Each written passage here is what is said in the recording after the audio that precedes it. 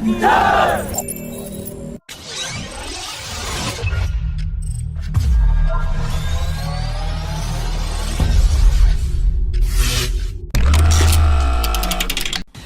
In a significant development, the Naval Tejas Mk1 NP-5 trainer has completed its fabrication and has been moved from its assembly line to another section of the Light Combat Division of Hindustan Aeronautics facility in Bengaluru, where it will start low and high-speed taxi trials, followed by its first flight next month.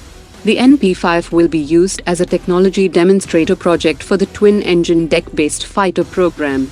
The NP-5 will be used to carry out off-nominal landing trials, during which it will mimic bad weather conditions that could affect the rear fuselage and landing gears during carrier landing in adverse weather conditions, and the collected data will be crucial for the development of landing gears for the TEDBF program by Hindustan Aeronautics, and any design changes that could be required for the aircraft to last its operational lifespan.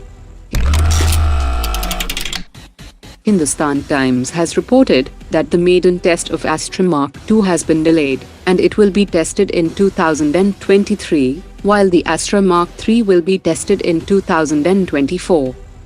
The news report has caused a lot of confusion, as the project director for the Astra program had confirmed to the media recently that the trials of the 160 km range Astra Mark2 will start in 2022, while the 340 km range Astra Mk3 will enter developmental trials phase in 2024. It is expected that the Astra Mark2 will be the first indigenous air-to-air missile to be launched from an ejector launcher that will also be compatible with the Astra IR variant Astra Mk1 and Astra Mk3. Latest satellite images of China's Hotan Air Base located near eastern Ladakh sector has revealed that the Chinese Air Force has replaced the MiG-21 detachment with 25 Frontline fighter jets. That includes their J-11 and J-20 fighters. New images of another Chinese airbase in Golmud also shows that China has deployed the J-20 stealth fighters, J-11 aircraft, H-6 bombers and KJ-500 AWACS. China is also building new airfields close to Indian territory, which can allow them to carry out missions from lower altitudes. Latest satellite images of Pakistan Air Force's Murid base has revealed that Pakistan has deployed a Bayraktar TB2 armed drone that it has received from Turkey.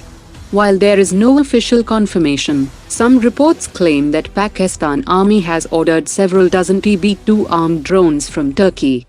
Pakistan and Turkey have already signed a contract for the joint development of Anka armed drones, and it also plans to procure another upcoming Bayraktar drone known as Akimsi. The Indian Navy has invited Prime Minister Modi to inspect the first indigenous aircraft carrier INS Vikrant around Independence Day. The Western Naval Command has said that the 45,000-ton Vikrant is presently undergoing last phase of sea trials and will soon be commissioned into Indian Navy.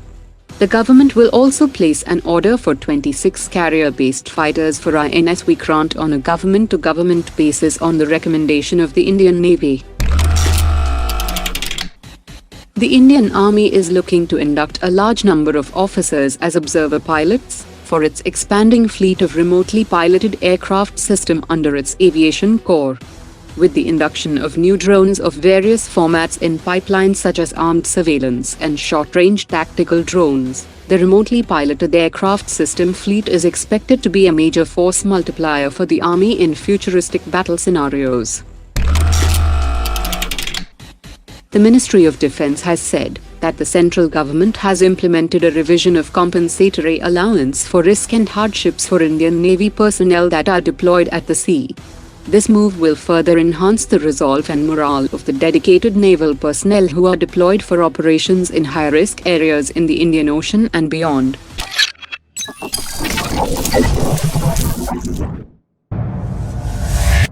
Omar dropped it.